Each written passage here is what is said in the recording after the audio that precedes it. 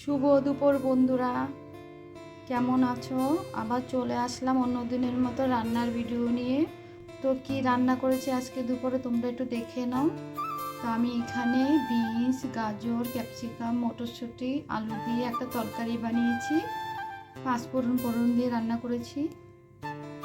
আর এখানে আলু সিদ্ধ করেছি, শুকনো লঙ্কা দিয়ে মেখে তেলে ভেজে নিয়েছি। এখানে পেঁপে সিদ্ধ করেছি। পেঁপেটা আমি যখন ভাত খেতে বসবো তখন আমি শুকনো লঙ্কা তেল দিয়ে মেখে নেব।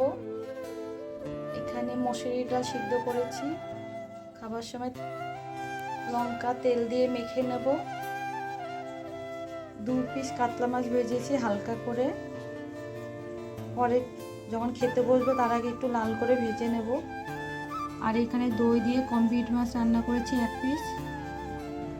তো এই ছিল আজকে দুপুরে রান্নার ভিডিও। তো আমার আজকে দুপুরে রান্নাগুলি কেমন হয়েছে অবশ্যই কিন্তু তোমরা কমেন্টে জানাবে।